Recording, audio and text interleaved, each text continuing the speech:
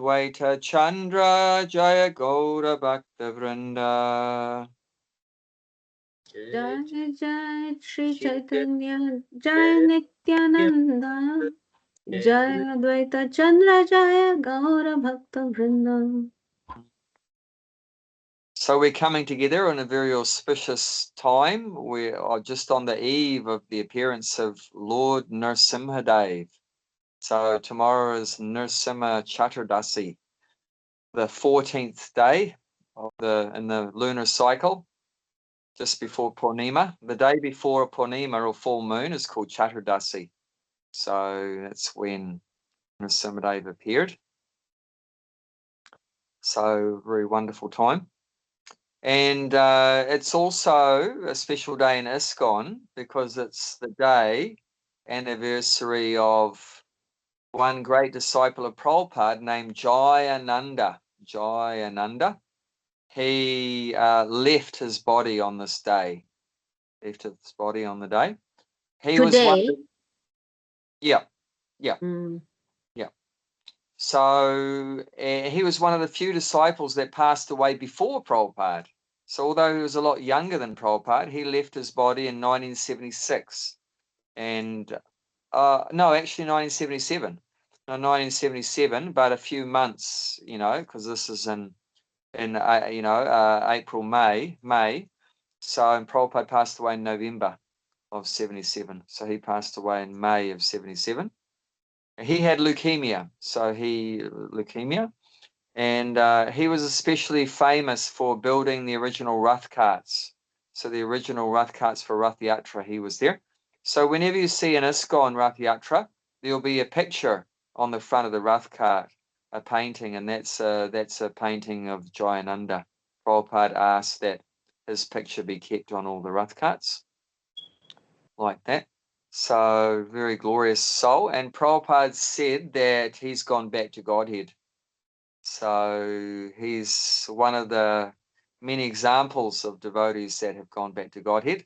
So a great success story to motivate us that if we remain sincere in our devotional service, then we can also go back to Godhead.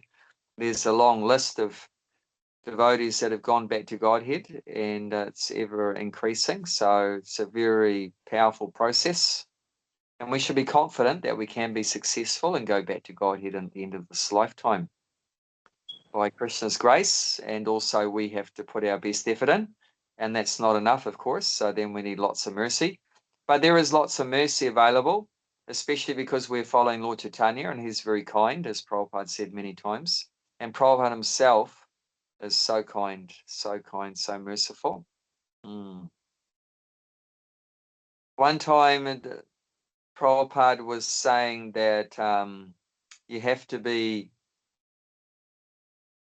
very pure to go back to Godhead, and all the devotees look very depressed. And then he said, well, okay, 90%, and they still look depressed, and then 80%, and they still look depressed, and 70%, they still look depressed. And then Prabhupada said, oh, okay, don't worry. I have the key to the back door of Vaikuntha. You just grab onto my dhoti and I'll take you back to Godhead. And all the devotees went, Jai Prabhupada, and like that. So very merciful, even to the fallen souls of Kali Yuga.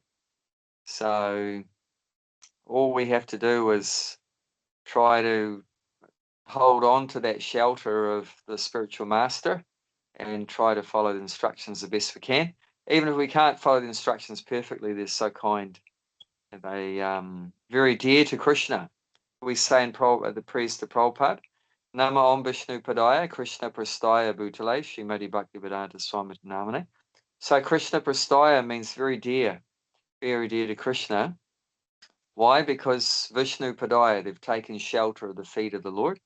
So they've taken shelter of the feet of the Lord. So they're very dear to Krishna. So Krishna will do anything to try to reciprocate with his loving devotee. So if the devotee says, take Krishna, please take Bhaktimala, Narendra, and Jayanti back to Godhead, then Krishna will respond. Krishna will respond. Okay, so we're continuing our reading of Sri Caitanya Charitamrita, Madhya-lila, chapter 19, entitled I haven't got. I'm reading off my Kindle. I don't have the title. It's the title is Lord Chaitanya's teaching to Rupa Goswami, right? Mm. Yeah.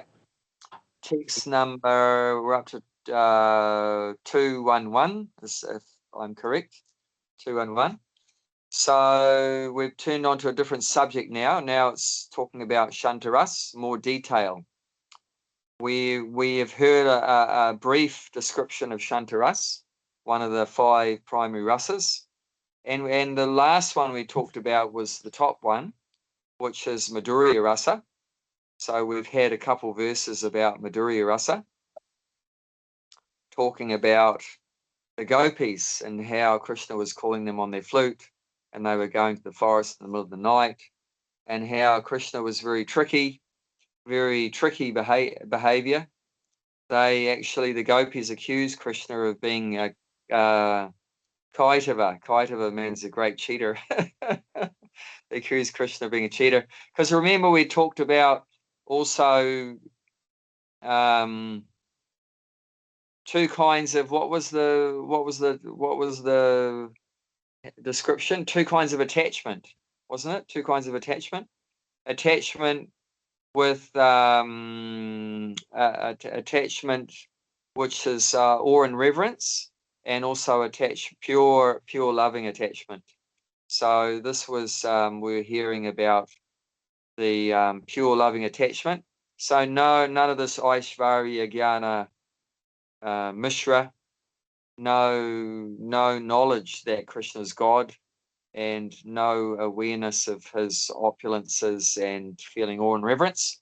So there they would do things like this very intimately. They would, if Krishna upset them, then they would accuse him like that, in this case of being a cheater or whatever. So they were thinking of him just as their beloved boyfriend, like that. So Krishna had called them with a flute. And then after calling them, he said, thank you very much. You can go back home now. They said, what? We've taken all this risk. We've left our families and risked getting verbally abused and beaten for leaving our families in the middle of the night. We've talked about that. That's forbidden in Vedic culture. That's a big no-no for the ladies to do that. In Vedic culture, women always to be protected. So if you leave your protector, then it's hard to come back like that. So they had taken great risk.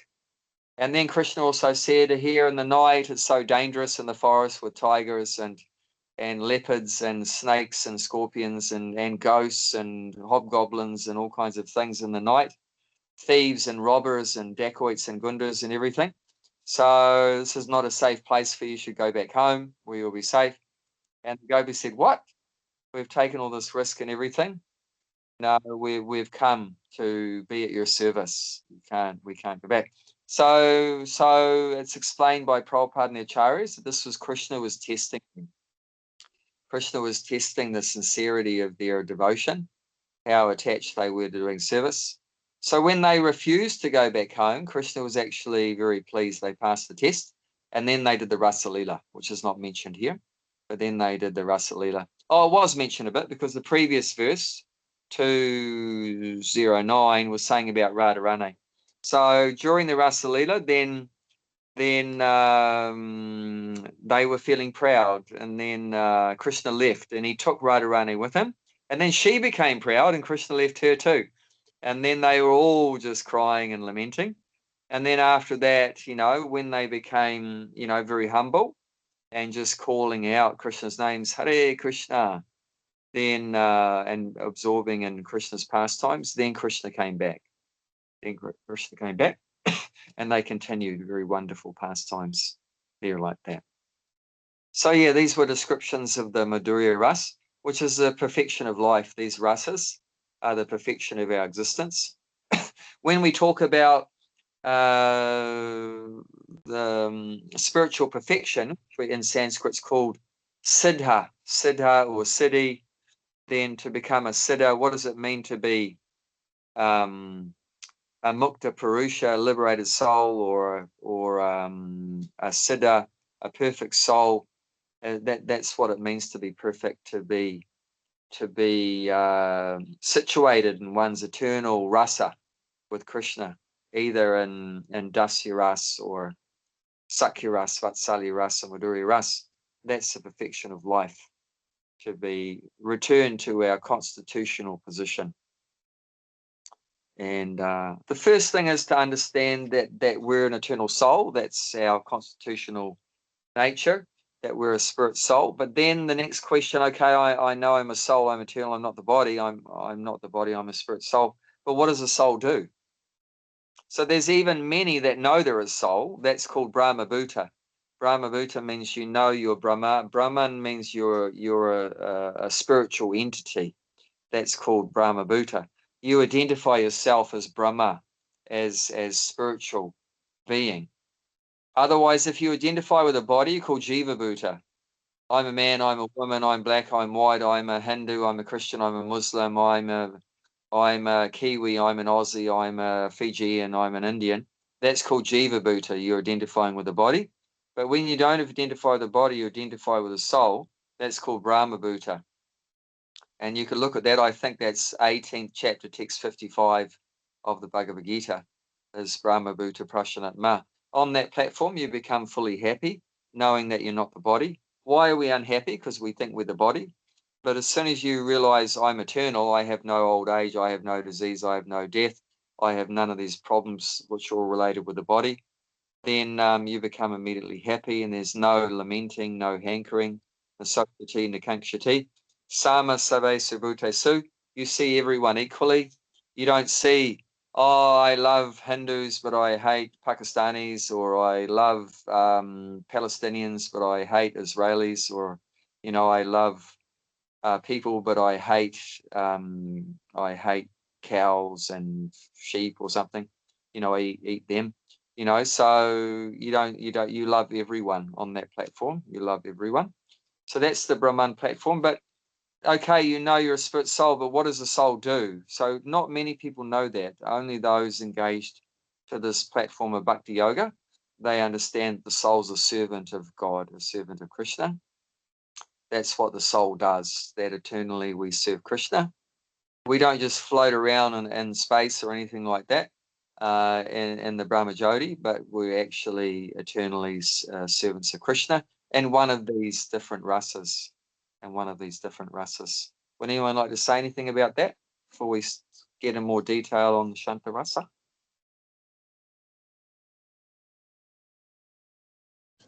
I was just thinking, when you mentioned that uh that we just love the Hindus but not the Pakistanis, or we just love the Palestinians and not the Israelis. But so many people are so misguided that way. Mm. Yeah. And we see even people who are God conscious. Some people like that also are, they do um, favor one side rather than the other. Of course. That's the Jiva Bhuta platform. They're just bodily identification. And that's the majority of the material world. 99.99% is in that bodily identification. But then what's the difference between a human being and an animal? Because the cow is thinking it's a cow, a dog is thinking it's a dog, a cat's thinking it's a dog, and if we're thinking we're just a human being, then what's the difference between me and an animal? Same consciousness. So the real potential of the human being is to stop identifying with the material body, which the other species can't do that. Only in the human species we have a window of opportunity that we don't have to identify with the body. None of the others can get out of that, but we can get out of that.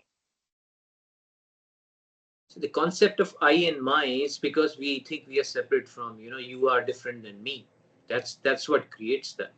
I mean, that's what you're saying, that Krishna is saying that we are all same, part and parcel the same. So once you start thinking you're different from me, or I'm you, that creates me, and that creates possessions and all those things. Then you start fighting. That's ego. the wrong ego comes in. So in a way, if you can't realize that we are all same part of the same Brahman, actually we are part and parcel of it. So this is what I think, because we think we are different, because we are different bodies. We look at the bodies, not the soul. Yeah. And that's creating, this is my, this is India, this is Pakistan. But the other thing is, I'm even in Australia, or the people who are in Australia, we also think about India. We are not thinking about too much about that. We still have that bias in us, that we are born in India, so we are more attached to it or something like that. How to get rid of that? That's where it comes, right? No, somebody who's in Israel is same, Palestine is same, because basically we are all same. It's just identification with the body that he's. So it's more like we think we are different, but we are not. I mean, and as you said, we are part of the same Brahman. I mean, same consciousness, the wider consciousness. So but it's easy to say. We're all like children of Krishna, he's our father. He says in the Bhagavad Gita, Aham bija prada pita, he's the father. So we're all his children. So we're all the same in the sense that we're the same father. I mean, we're all individuals. We're not the same in terms of we're one individual. We're not one individual. We're many individuals, but the many individuals are coming from the same father. So that's the oneness in our origin. We have one origin. We have the same origin. We're all interconnected, and we're like all Krishna's family. And if you love Krishna, then you want to be in harmony with the other family members. Will the mother and father be happy if the children are fighting? No, they won't be like that. So it's not like I am the same consciousness as you, like I'm you and you're me. It's not like that. We're not the same in that way. But we're all connected to the same person, to Krishna. We're all part and parcel of Krishna. So it's like, it's like I'm a finger, and Narendra's a finger, another finger, and Jayanti's another finger, and Bhaktimala's another finger. So we're not one finger, but we're different fingers, but we're all part of the body. Now, the fingers normally work together, don't they? It's not like, the fingers are like attacking each other, or the fingers are not, you want to pick up an apple, but the fingers are not working together. I want to pick it up. No, I don't want to pick it up. No, I'm going to pick it up. No, I'm not. It's like they all cooperating together, and for the same objective. So although you're all different, but all working together. So that's sort of what we want to try to achieve. Does that make sense? Because Mayavadis presented that completely, that we're one. That there's no difference between me and you. We all have the same consciousness. Well, that's not exactly correct. There is individuality there within the oneness. So in one sense, there's oneness, that we're all part of the whole, but there's also individuality there within that. Does that make sense? Not that I am you and you are me. That's what the Mayavadis say, like that. But if that was true, then I should know what you're thinking and you should know what I'm thinking, but we don't. That's like that, so there is individuality there, like that. I think it even, just for me, just coming to Krishna consciousness, though, the amount of times I heard, oh, there's devotees and then there's demons, everybody else is a demon. And while I can see that, like, yeah, of course, if people aren't following what God wants them to follow, that, that's how they're classified as demons. But I also think that's a really dangerous way to see things, because you're not thinking that other person's a child of God as well. You're thinking, oh, they're such a bad person, that it sort of creates a separation, even in Krishna consciousness. And I have seen some people take it to that extent where they're just judging other people who aren't devotees, and I think that's just another separation. And how are we ever going to, if we trying to become Krishna conscious ourselves to help other people, it's Mm. not really helpful to be thinking of everybody else as a demon, you know, I think. Mm. So, yeah. That's an interesting point, Anyway. Mala. Thanks for bringing that up. Yeah. But Mhm. actually, to be a successful devotee, you have to see both ways at the same time. Yeah. One eye, you have to see whether they're divine or demoniac, and the other eye, you have to see that everyone's part and parcel of Krishna. And I'll tell you why. You know that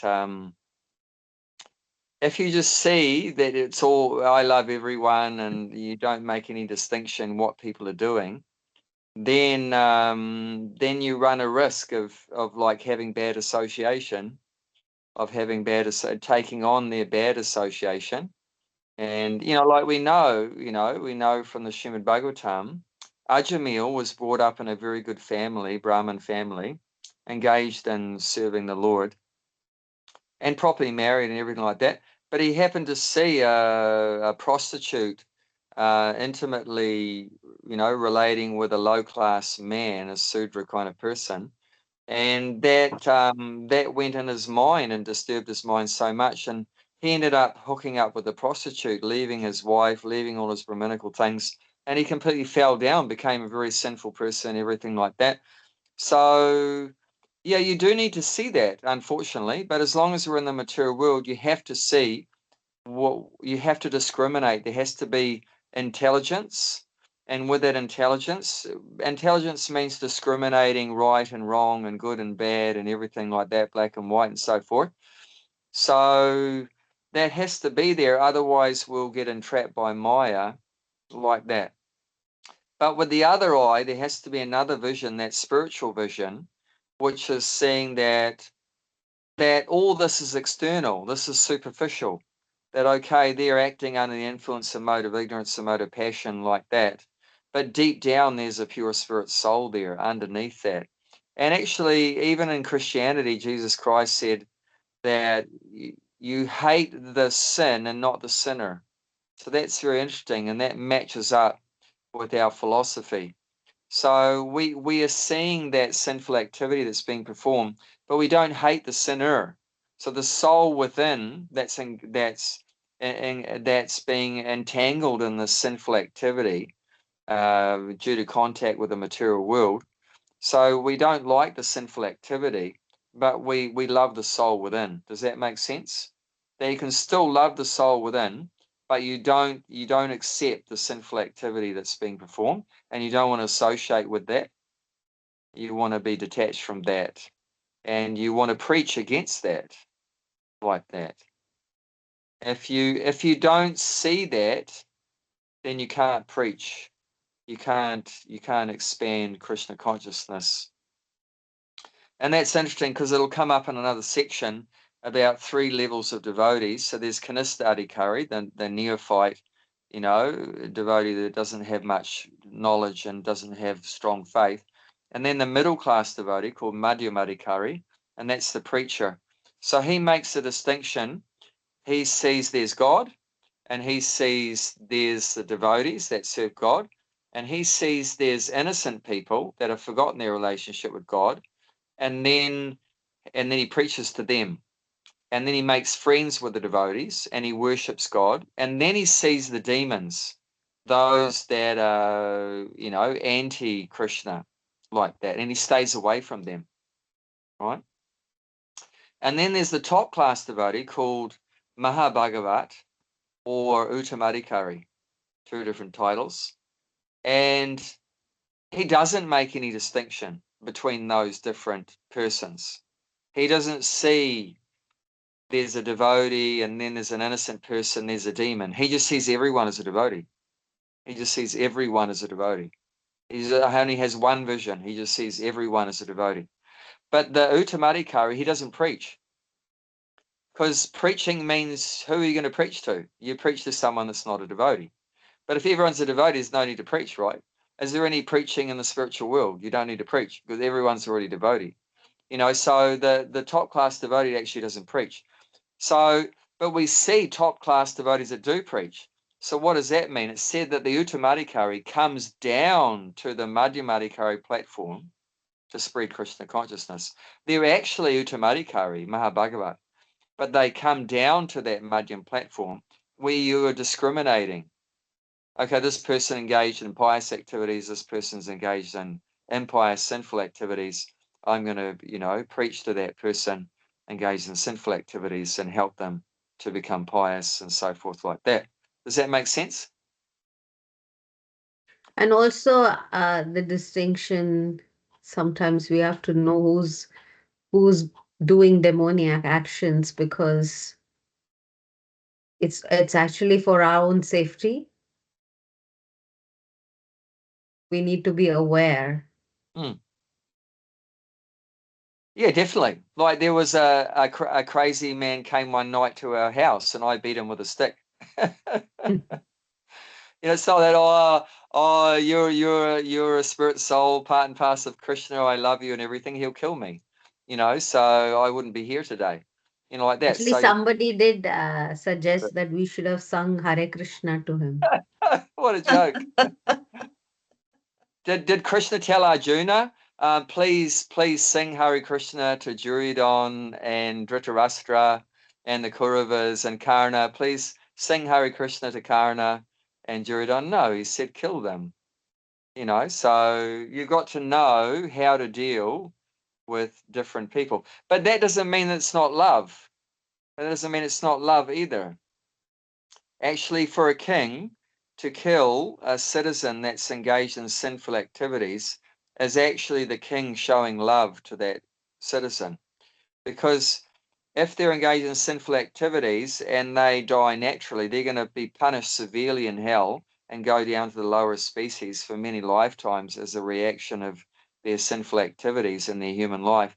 However, if the king kills them, like if they've murdered or whatever like that, if the king kills them, immediately that neutralizes all their sinful activities and they can go upwards in the next life, they can progress. So that's actually love for the king to kill the murderer, and we know that is corporal punishment, which a lot of countries have stopped that.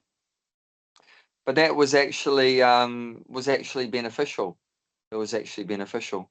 You think, oh, I love you, I'm just going to put you in prison and look after you in prison for the rest of your life. That's not love, though, because the person's going to suffer more. But that's the ignorance. In ignorance, we don't even know what love is. See, that's the thing. In ignorance, you don't know anything. What you think is love is actually violence. And in ignorance, what you think is violence is actually love. So everything's back to front when you're an ignorant person. The real solution is come to the platform of knowledge and know what is love and what is violence and all these kind of things like that. And actually, interestingly, the neighbors have told me since I beat that crazy drunk, he's actually been behaving better. Really? He hasn't been so crazy. So yeah, it's been some benefit there, and he hasn't come back to annoy us like that. So yeah, it's interesting. So yeah, you have to be able to acknowledge and recognize, be conscious of the external activities, whether they're good or bad or whatever, good karma, bad karma. But at the same time, deep down you love them. Like Prahlad Maharaj in the seventh canto is saying that all these mudhas, he calls them mudhas, which is actually a very heavy term in Sanskrit. It means like rascal. They're a foolish rascal. So he's calling them a foolish rascal, but then he's saying that I don't want to go back to Godhead and leave all these fools and rascals here. I want to help them become Krishna conscious. So although he's seen them as a rascal, but he loves them and he wants to help these rascals become Krishna conscious. So he's seeing the external rascal behavior, but he has love, real love, and that he's trying to elevate them from that rascal life to the life of Krishna consciousness. So you see what I'm saying? Yeah, and I guess you've also, you've also talked to us before about, giving association and not taking association and things like that, like trying to give people your good association instead of taking on what would be, Yeah. It all You does make have sense. to be strong enough in Yeah, your and your Krishna consciousness to be able to lift them up. Otherwise, the other way it might go is that if they're stronger than their rascal life, then they might pull you down, so you just have to be strong to be able to do that. And I told you the story, if you're fishing and it said before you try to pull in the big fish, you have to be sure you're strong enough. Because if the fish is too big and you're not strong enough, then it can pull you into the water. So it's two ways. Either you pull the fish in the boat or the fish pulls you in the water. So that can happen to a devotee also. One sannyasi was trying to make this beautiful woman into a devotee, and he ended up becoming a materialistic womanizer. So he stepped down from becoming a sannyasi, and he became victimized by her. So he could either turn her into a devotee, or she turns him into, back to a materialist. In that case, he went back to a materialist. So, you have to be very careful. And that's why there are rules in the scriptures. Like a man should not be alone with a woman. That's in the script. That's to protect from those kind of things happening. That's why those kind of rules are there. That's why those rules are there. Yeah. Okay. Let's continue on then. Okay, so this is 210. Oh no, it's not. 211. Shantara. Shantarase Swarupa Buddhye Krishnaika Nishtata Shamomanishtata Buddhe Iti Shri Mukha Gata. Shantarase Sarup Buddhaye Krishnaika Nishtata Krishna. Shamomanishtata Buddhe iti Shri Mukhagata. When one is fully attached to Krishna's lotus feet, one attains the Shamatha phase. Samta phase, sorry. Samta stage. No, And it does say, here it does say Shamatha. Shamatha. Yeah. Okay. The word Shamatha is derived from word Shama. Therefore, Shantaras, the position of neutrality, means being fully attached to the lotus feet of Krishna. This is the verdict from the mouth of Supreme Personality of Godhead Himself. This state is called self-realization. So the word Shanta and Shantarasa comes from the word Shamatha. And Shamatha comes from the word Shama. So that's where this word Shanta is coming from, Shanta. And Here it's saying Shama, which is equilibrium. Yeah. But equal. yeah, But in Bhagavad Gita, that it comes as Sama, right? Yeah, it's not Sha, but it's Sama. So it's the word is a bit different here. Sha, not Sa. The Samta means equal. Yeah, sameness. Anyway, yeah, like equilibrium, balanced. yeah. And the word for word, Shama, is equilibrium. Mm. And the word for word of this verse, Shama, is Yeah. equal. Yeah. Shama is equilibrium. Yeah.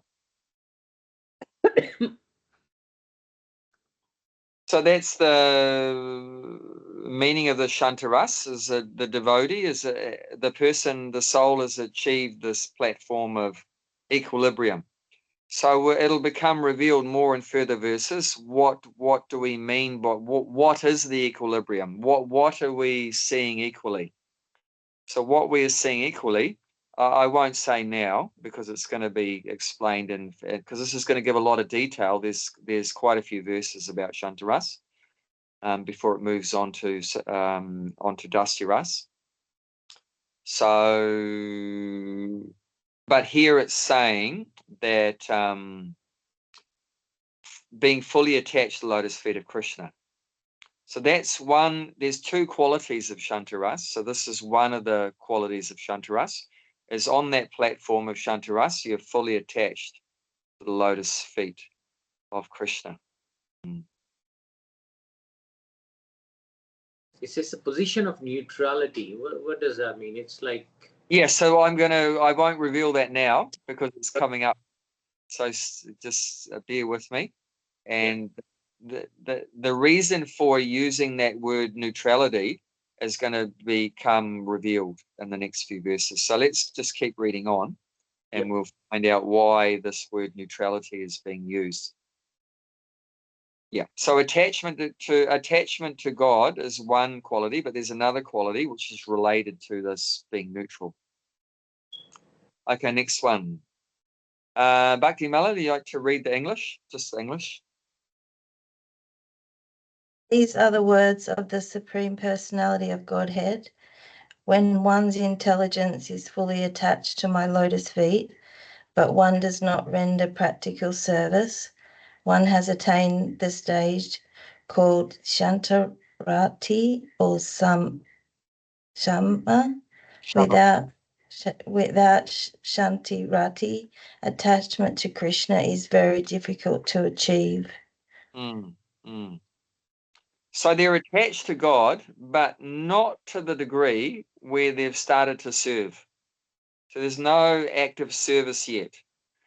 They're attached to God, so there's some appreciation, some absorption in God, but not to the point of service. And this is interesting. Example I got from Prabhupada. He spent a lot of time in one part of India near Mumbai called Juhu. There was a temple there. He spent a lot of effort to try to set up a temple in this Juhu. And he loved to walk on a beach very close to the temple called Juhu Beach. A very nice beach. We've been there. It's a lovely beach, and many people go for walks there. And Prabhupada had his morning walk, of course, for health. So he would often in the mornings walk there. And one local doctor named Patel, Dr. Patel, he became a regular participant in those morning walks. And he would have very animated debates with Prabhupada. And often he would challenge Prabhupada. Prabhupada called him a Mayavadi. He didn't accept that. He said, I'm a devotee. But Prabhupada said, he was joking with him and said, you're a Mayavadi. Because as many Indians are, they're definitely influenced by Mayavad philosophy, that God is just energy like that. God is not a person like that.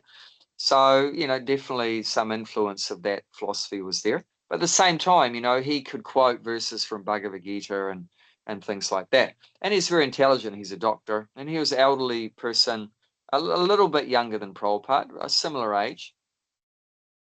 And one time Prabhupada said to Dr. Patel, you are on the Shantarasa.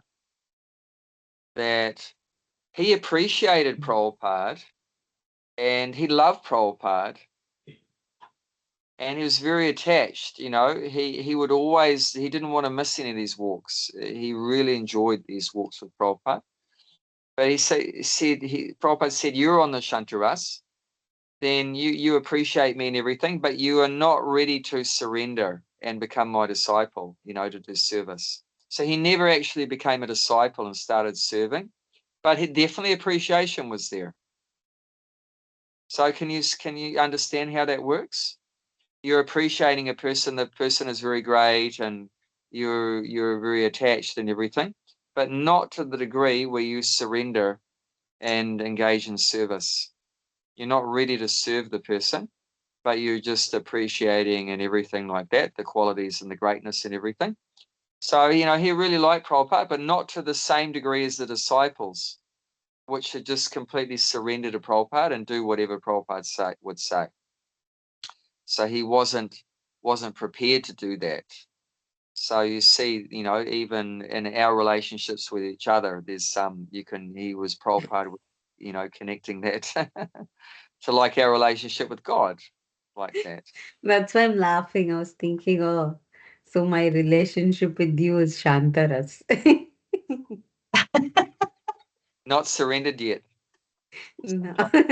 You oscillate between Shantaras I'm and attached. There is attachment I'm there, but attached. yeah. So attachment is there, and that's what it said. This quality is. I mean, this Shantaras's attachment. Attachment is there. yeah, Mm. but not But wanting to do not service. not ready to serve yet. Yeah. And yeah, so would anyone like to say anything about that before we move on? All good. Okay. Yep. You want to say? Yeah, it says intelligence is fully attached to my lotus feet.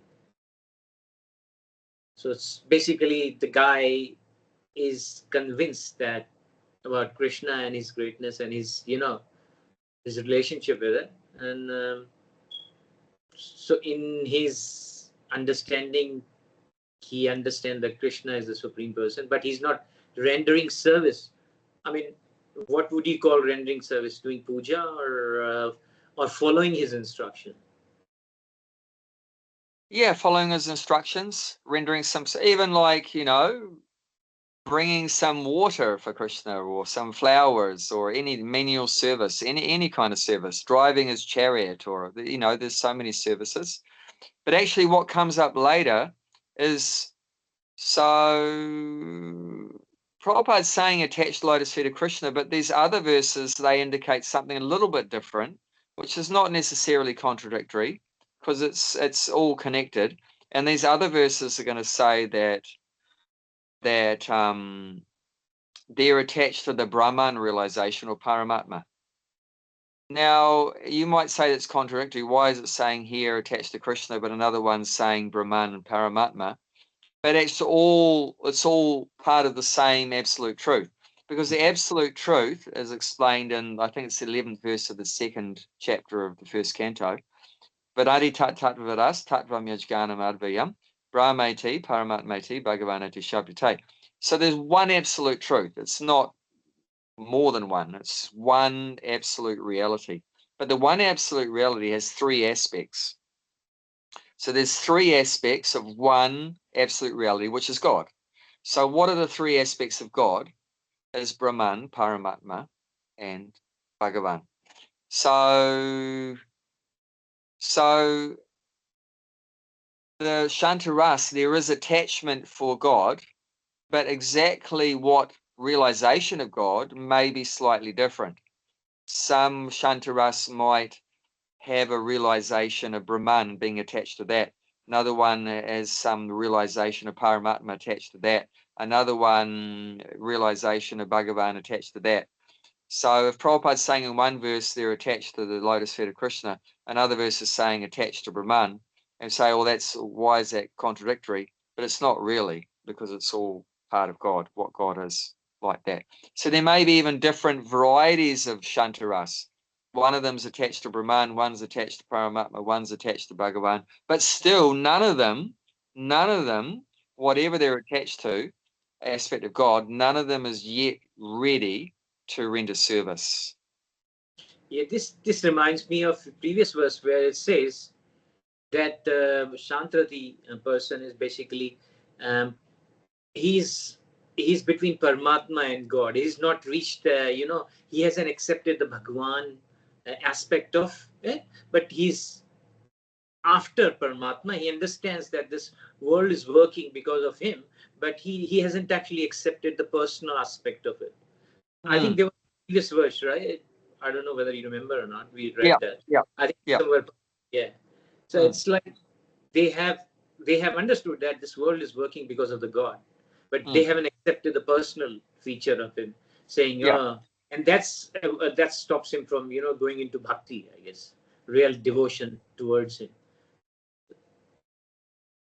Yeah, that makes sense. Yeah. Yeah. Yeah. Okay. Let's read the next verse. Jayanti.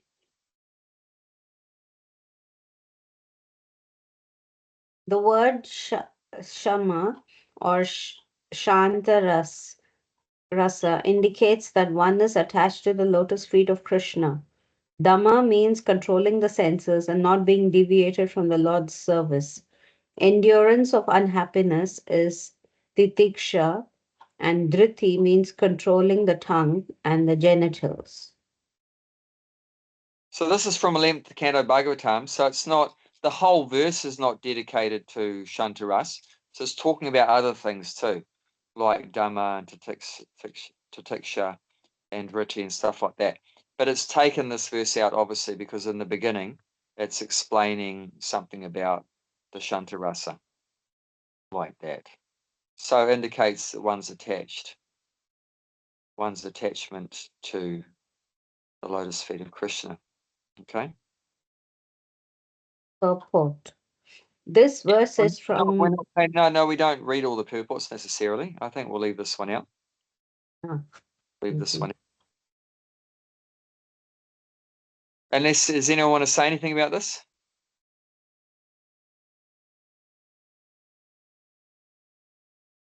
All good?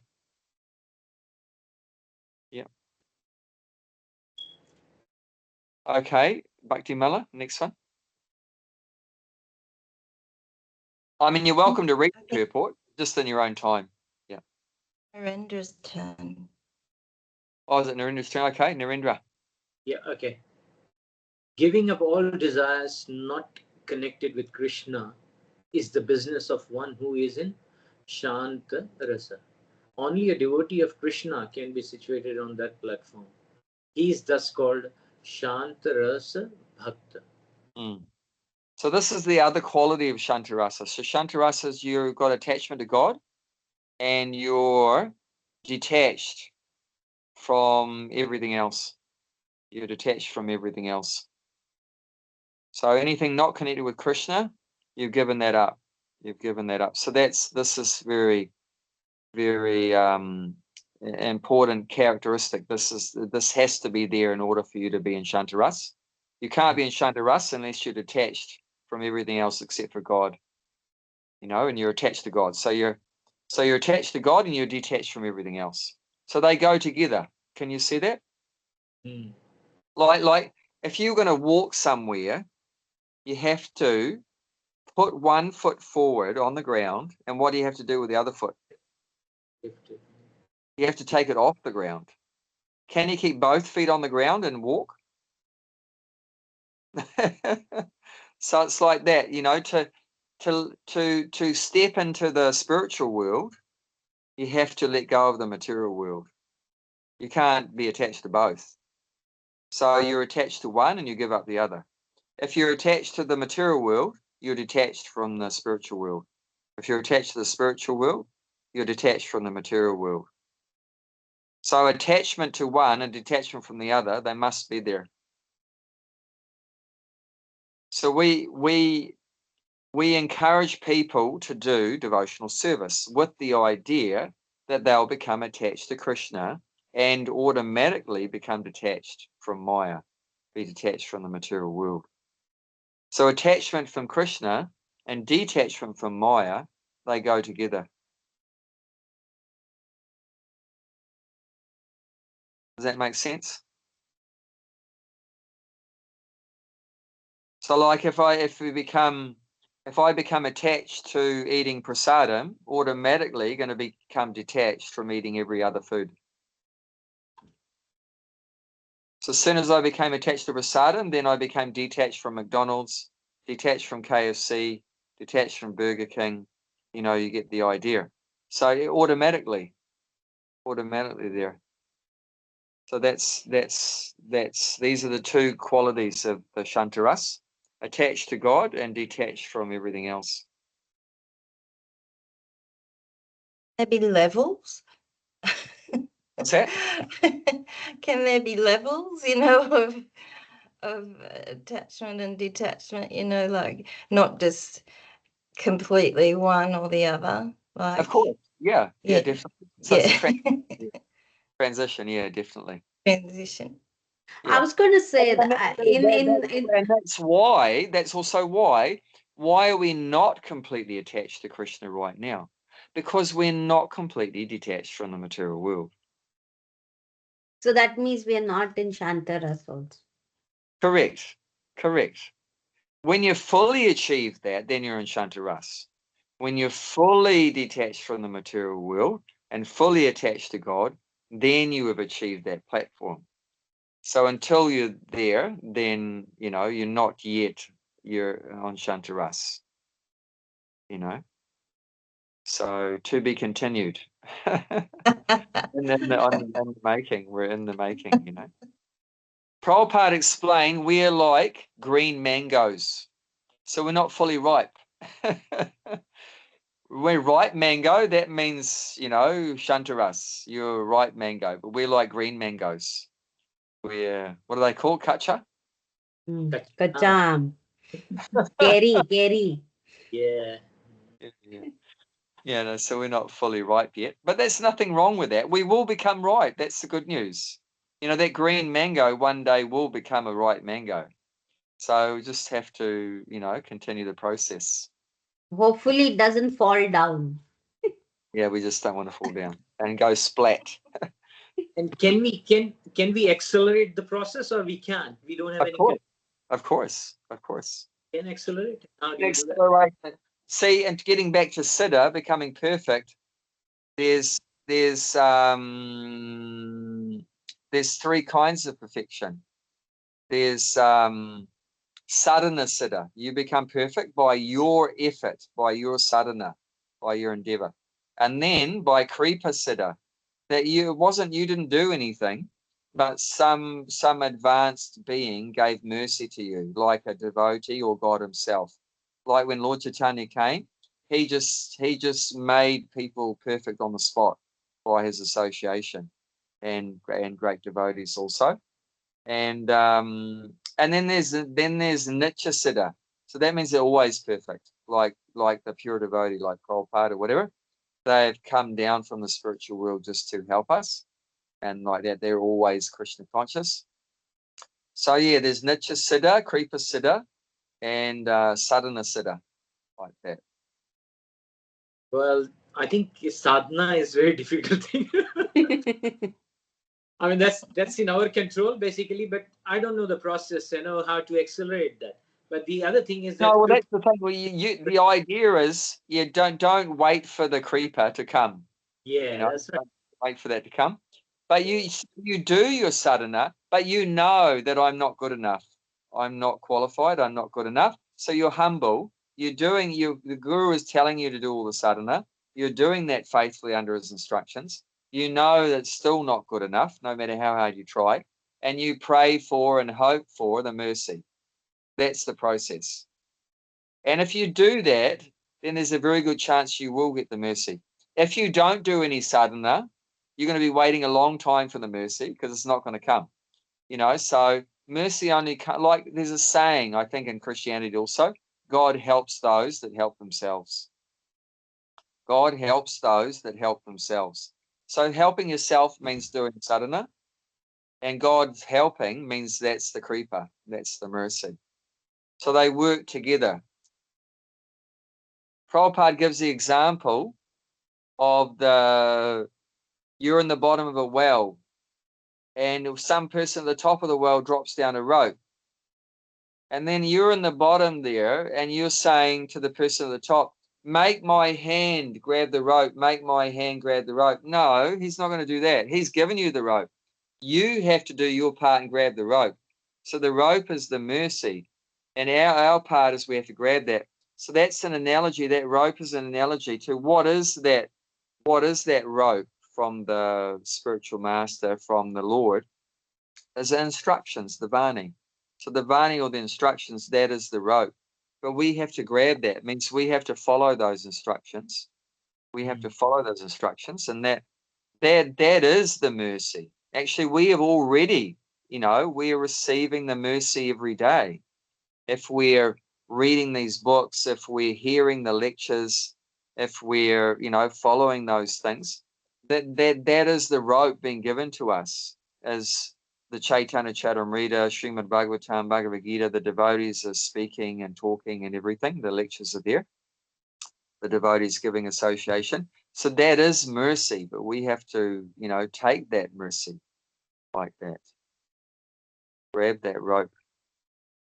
So I was listening to something as well. So sometimes we are in a situation and we try to resist it or something, those kind of things. So we go against it. Is that, does that take us away from what God is trying to do for us? So if I want to do something and I'm not getting that, I'll force myself to do, try to figure out things. How can I get that thing? But if I'm not getting it, should I be saying, okay, I know I'm not meant to. So what I'm doing is I'm going against the plan of God, basically, and I'm basically changing the path. We are not following. It's like, you need to flow. Whatever is coming, you accept it. Things are coming, then it's God's plan. So something happening, something bad happen, it's God's plan. It's for your good. We think that, or sometimes we resist. So we are basically creating a longer time here, basically, because we are not getting in His flow, in His plan for us. We are going out of it. So, so in life, something comes in, we try to resist. We shouldn't be, it's kind of you have to use your intelligence, I guess, what's right. But most of the time, for everyone, He's giving us chances, right? It might look like that it's not right. I don't think it's comfortable or something, but that's what right for you. He's creating, and that's what surrender is. That I just basically saying surrendering. It means, things are coming. He's giving us messages in certain ways, bringing something in our life on problems, and we are resisting it. Oh, I've got this problem. I need to do that. In that scenario, what do you think? Should we be flowing? Where's the line? We just surrender it, as they say. Just if Go something. with the flow. Yeah, go with the flow. That's what I'm saying. So if you're not going with the flow, that means you're resisting His plan. You're going against His plan, isn't it? It's just looking at it. It's all very good, but the thing is, you need knowledge to know what His plan is. So how do you go with His plan if you don't even know what His plan is? So you say, I'm going to go with the flow, go with His plan, but do you even know what His plan is? Everything is His plan. Necessarily, no, because in the material world, Maya is ruling the material world. You end up going with her flow if you go with the flow. Like if you're going to apply that go with the flow, we'll end up becoming drug addicts and smokers and woman hunters and gamblers and we'll all be hanging out at McDonald's together if you're going to go with the flow. Yeah, I think Narendra's talking about surrender as well, though, aren't you? I know. You've got to be careful about that going with the flow, because you have to know what is Krishna's flow. As you might be thinking this is Krishna's flow, but it's actually Maya's flow. You jumped in the wrong stream, Narendra. No, you have to flows, you have to use your intelligence, but that's what I want to say. You have to have developed your intelligence. That's why another name of Bhakti Yoga is Buddha Yoga. So when you do service to Krishna, He's pleased by your service. He gives you the buddhi, the intelligence, how you can. And you should all, know that one very well, 10th chapter, 10th verse, that if you dedicate your life to serving with love, He gives you the understanding by which you can come to Him. So you need that in God-given intelligence to know which stream to jump in, to know which flow to go in. What I think is that God is helping everyone. Where he's a drunkard or drug addict, the only thing is, as you said, they're not using their intelligence. He's providing all the opportunities. but we are not looking at it as an opportunity. We are in a, as I say, covered by Maya. We are not thinking right. So we are not getting out of drugs or whatever wrong things we are doing. We are not. So I think he's helping everyone, whether somebody is a murderer or somebody doing right thing. As you said, he's Kripa Sindhu main. He's helping everyone, irrespective of what you have done. I mean, you have to go through. But That's there, but he's also not interfering with your desires. So if you want to stay in the material world, he'll help you. But is that the help you want? Yeah. So he, You know what I'm basically, saying? yeah. So, So knowledge, I guess, of I mean, wrong he wants everyone to come back to Godhead, but at the same time, he's not going to interfere. If you want to remain in the material world and you're envious of him and envious of the devotees and stuff like that, he's just going to perpetuate that.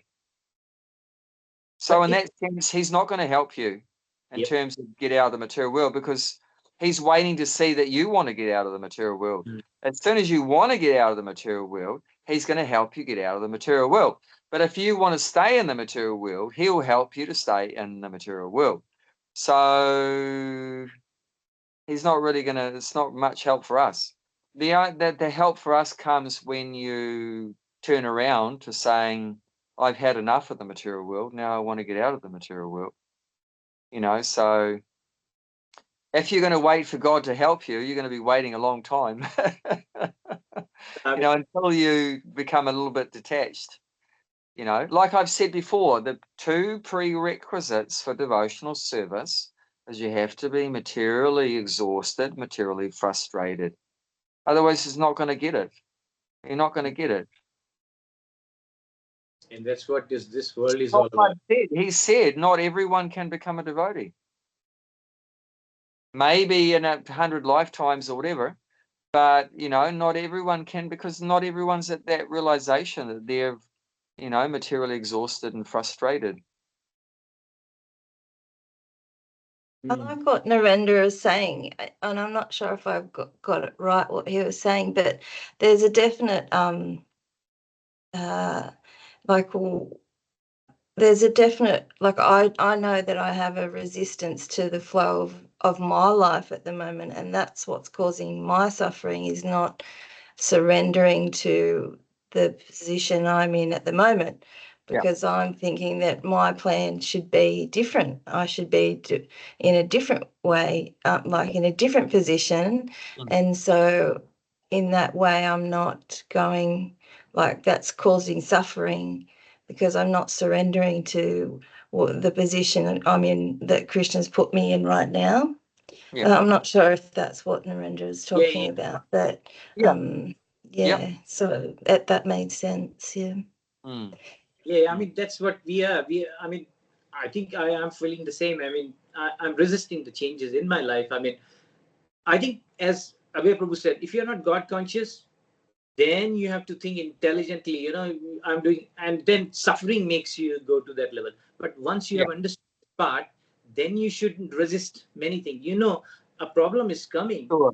Yeah. It's good. Just this, you have to tolerate it. Just tolerate it. When you've actually accepted Krishna consciousness, then you realize everything is Krishna's Then mercy. you can go with the flow. I think then you can go with the flow. Yeah. So in that situation, if you have a problem, just tolerate it. It's for your good.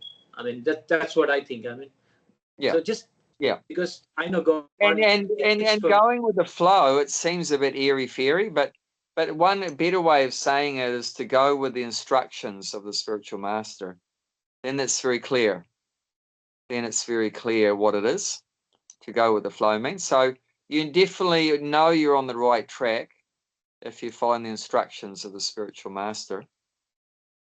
Because going in the flow, I mean, it's a bit of a wide sort of parameter, wide description. But yeah, really going with, means going with Krishna's plan. You mentioned Krishna's plan. So how do we know what Krishna's plan is? That's revealed by the spiritual master, the representative. You know, I mean, the basic plan is in the Bhagavad Gita. Basic plan, Sarvadharman Prijamamikam Karanam Vaja. You know, Man Mana Bhava Mad Bhakto, Mam Yaji, Mam Naraskuru. So there's 4 basic things in Krishna's plan, he says there. Man Mana, he's saying, think of me. Mad Bhakto means become my devotee. Mam Yaji means worship me, and Mam Naraskaru means offer your me, offer your respect to me, bow down to me. So those are the four basic things of Krishna's plan. He has for us is to do those four things. And those four things, indicate that we're, surrendering to Krishna.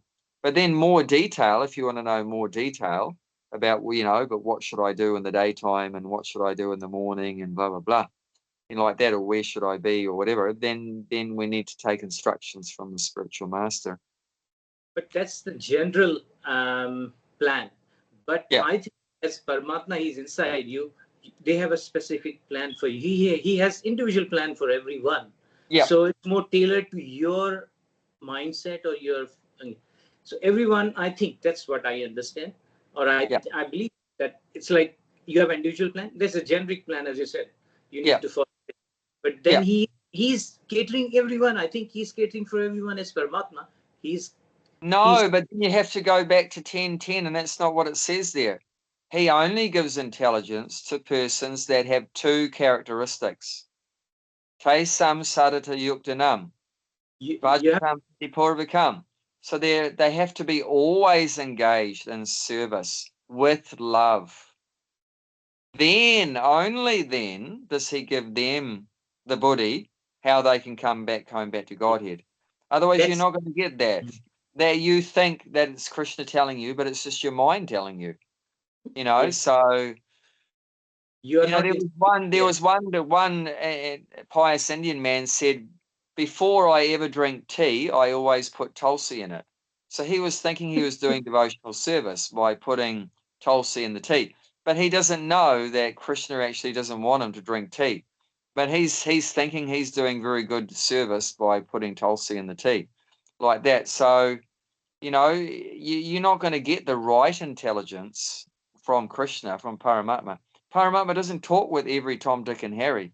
Paramatma talks directly to, dear devotees that, he's pleased by their service. I mean, he is trying to help everyone, no doubt about that. But we're not tuned into his frequency. That's the problem. Like a radio, like your radio, right? If for you to connect up with a radio station, you have to know what the frequency is. Otherwise, you're going to you're not going to connect with the channel. So if you don't know what the channel is, and the channel is devotional service, then otherwise you're going to miss it. Because there's other channels too. And one of the main channels is called the mind. And that's 24/7. But you're talking about people who are not God conscious. So Paramatma is not helping because, as you said, he'll only reciprocate when you are showing some kind of faith here, right? But those people who are already showing faith. No, but I've seen devotees go massively off track. I've seen even Prabhupada disciples who, go, and we don't really like to talk about these things, but it's a reality that, even devotees go massively off track, like hugely off track. And so, and does that mean Krishna is not trying to help them or talking to them or whatever, but they're not able to hear? Even if Krishna is talking to them, they're not able to hear because of a lack of humility or whatever like that, or the material desires. Like this is what it's going to be talking about as Anya Vilasada Shunyam, which comes back to our original seed verse of what pure devotional service is to make all other desires other than serving Krishna zero. So if you haven't done that, if there still are, like I know devotees that they definitely have desires for a big position in this world.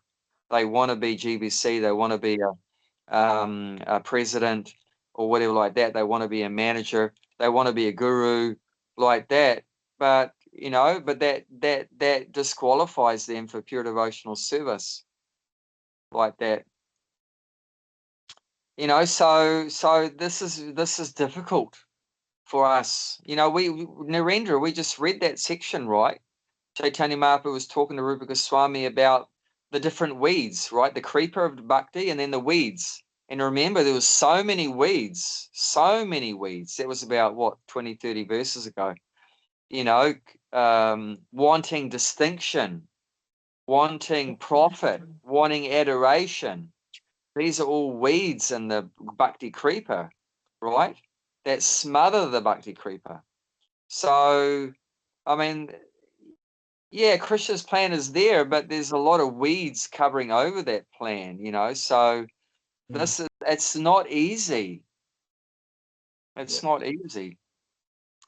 But it becomes easier if we stick closely to the spiritual master instruction. You know, whether you're connecting or not with the Paramatma, that's real iffy. But whether, you know, connecting with the Guru's instructions is much easier, isn't it? Yep. You know, we might have a doubt whether am I hearing from the Paramatma or I'm hearing from the mind. So there's some doubt there. But there's no doubt when Prabhupada says something. You know for 100%, okay, this is coming from Krishna. Krishna has said this through Prabhupada that I should chant 16 rounds of the Hare Krishna Maha Mantra and follow the four regulated principles and so forth. So there's no doubt in my mind that's Krishna's plan. But if I hear a voice inside me saying, you know, I should go to Pakistan and chant chant on the streets in Pakistan and Karachi, you know, I think the Paramatma is telling me that. But that's 50-50. You know, maybe it's the mind telling me, or maybe it's Krishna telling me. So how can you be sure? Even if that happens, even if you get this brilliant idea, I should go to Pakistan and chant Hare Krishna on the streets, you should check that with an advanced devotee like your spiritual master or some senior devotees, or talk to devotees and say, I had this idea, I think Krishna is telling me to go to Pakistan and preach. And then if all the devotees say, yes, yes, do it, then that's a good sign. But if they say, no, mate, I think your mind is like tricking you, then don't do it. So even if you do get some brilliant, realization, then check that with the devotees. But the safest thing is to have that, take that external help that Krishna is giving us from the spiritual master and the scriptures. The internal is also there. Krishna's in our heart, but we have to become more advanced devotee before we can fully take advantage of Krishna being in our heart. Does that make sense? Yeah, it does, but I still have some doubts in the sense. I mean, but I'm not saying there is no relationship with the super. Yeah, I mean, one time Krishna says that. I mean, I think people who are God conscious, who are trying to follow the process, Krishna's process or Guru's process, but people who really don't know, probably they might, they might go against his plan or whatever. Or basically, what we are creating is the karma we are doing. Our life is changing accordingly. That right.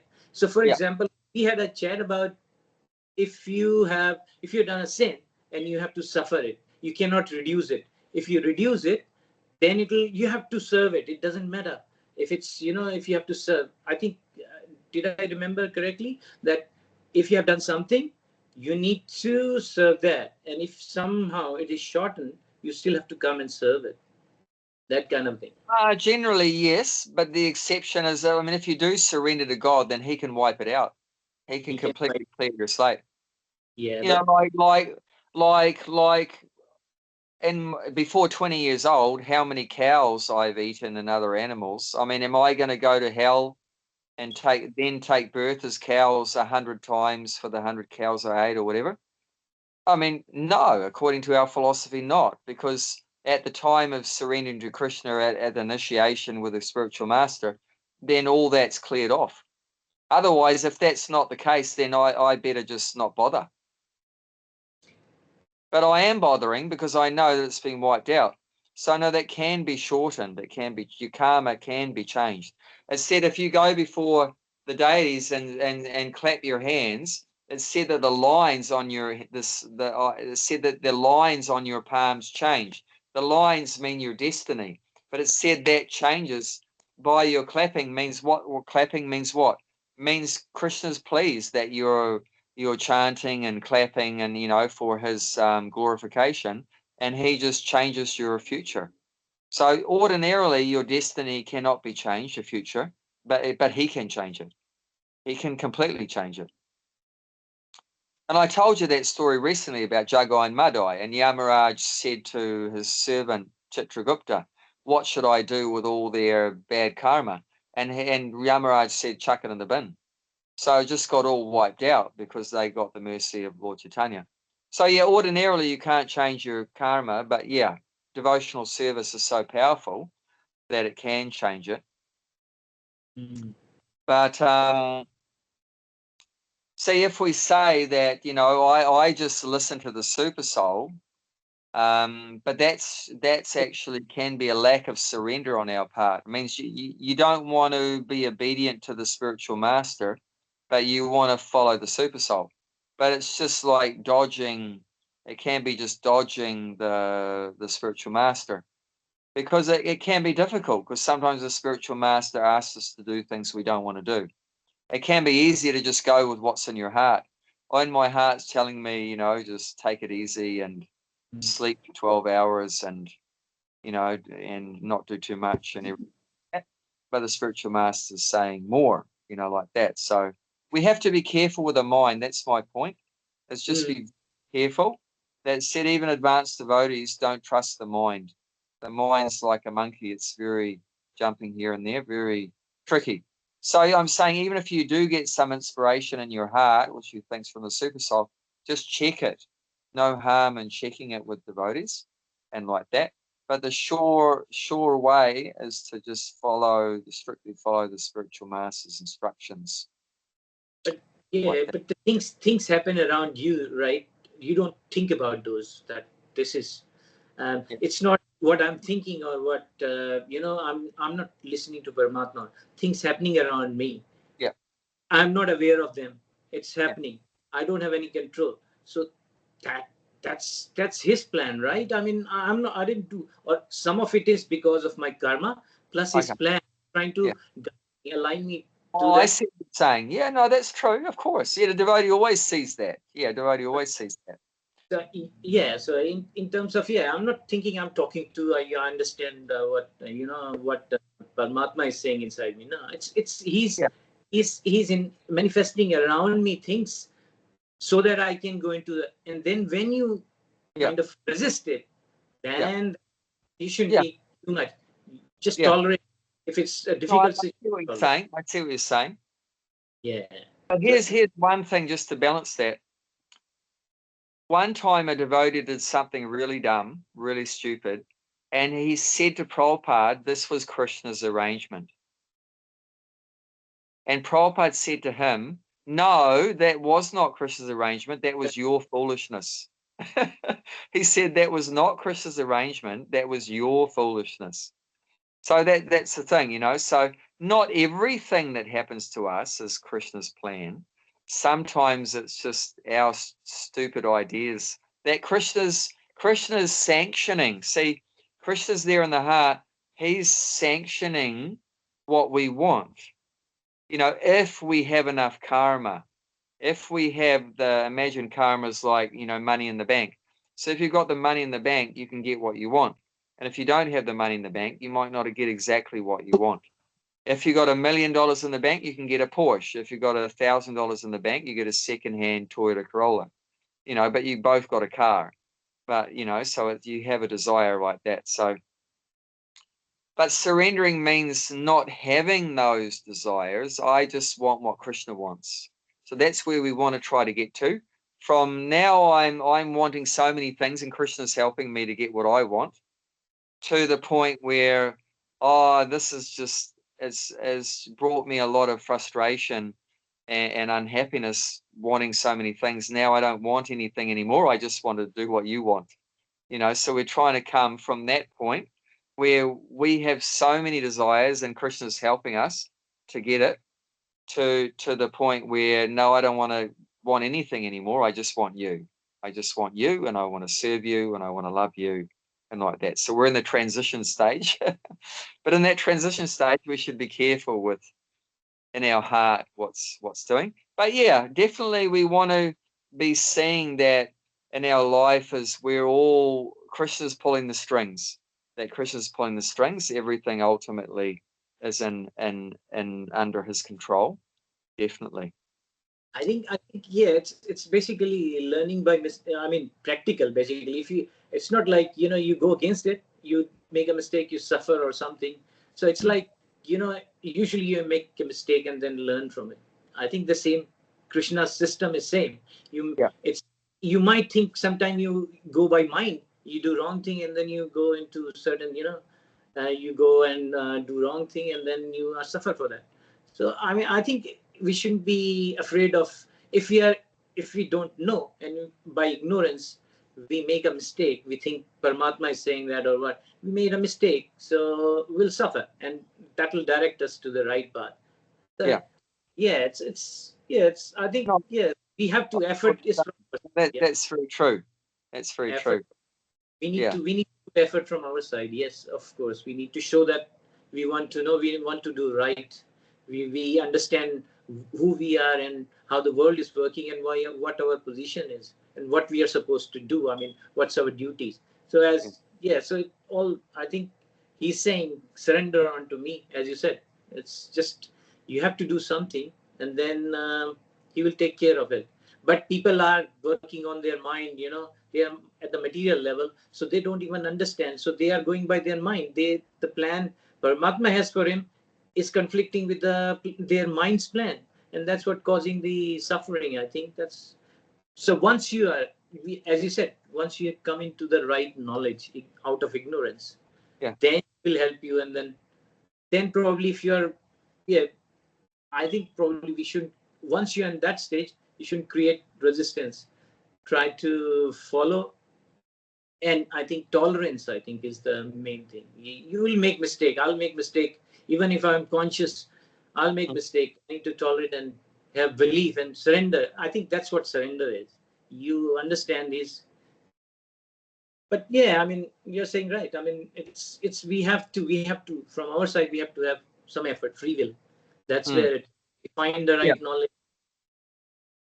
So that I think we can connect our two ideas together. Yeah. Your idea is accepting everything as Krishna's plan. And my idea is that we need to stop making our own separate plans. Yeah. So we need to unite those two things. That I'm more and more accepting everything as Krishna's plan and trying to find out and follow Krishna's plan. Yeah. Yep. And at the same time trying to stop making our own separate plans. That's right. I mean, yeah, definitely. Because what we people who are not God conscious, they are working on the mind level. So it's total conflict of plans. What God wants us and what we want, and that's what it says. Without any anabhilashita shunya. That's basically we have to too many desires on material plane. I guess we are going haywire. So yeah, I think And that verse, you could present that verse in another way, saying, giving up all other plans, all of our plans, and just following his plan. That's right. Yeah. Another way of saying that verse. Yeah, I think that's very good. I mean, in terms of that's a very good interpretation from what I think. Yeah, it's like because when we have desires, we are on our plans. He wants us to give up those plans. Yeah. And then yeah. But that doesn't mean you totally you do your stuff according to what Krishna says, and then not everything will come your way because you're in the body. Body will. I mean, I think is all the suffering is because of the body, isn't it? What do you think? I mean, it's all the suffering this your body. Sure. Yep. It's basically whatever we desire for, it has to be in line with Krishna's desire, what he wants us to do, or his plan. Yeah. Yeah. We need to do more of that. But I think I have a lot of resistance. I'm doing all the things which when I go to work, I forget about Krishna, and it's I have to implement in everywhere, at home, when I'm talking, or at work. So it hasn't got there yet. I mean, I'm still struggling. Yeah. At work, I forget almost Sure. everything. Yeah. But the amazing thing is, then another way to look at it is that even if you think that you're not within Krishna's plan, that you're in your own plans, still you're in Krishna's plan. Yeah. Even that life where you think you're not in Krishna's plan, still you're under Krishna's plan. Because there's nowhere outside of Krishna's plan. You know what I mean? It means he's in control of everyone and everything. Even the greatest atheist is under Krishna's control. He thinks he's not under Krishna's control, but he's still under Krishna's control. So, but it's just what we're trying to come to the point of realizing that whether I like it or not, everything's under Krishna's control. So why don't I just accept it? Why don't I just accept that fact? I think most of our suffering are resisting. Use the word resistance, which is very good. You know, we're resisting the reality. You know, we're resisting the fact. We think we're outside of Krishna's domain, but there's nowhere outside of Krishna's domain.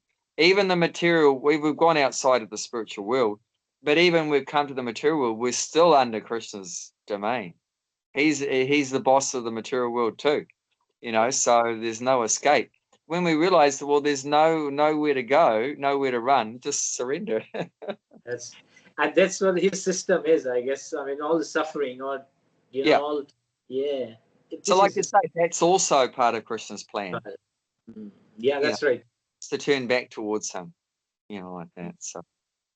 I think you're taking too much of your time. Is it okay? Krishna's plan, remember, nothing's outside. This is Krishna's plan. We've gone half an hour over time.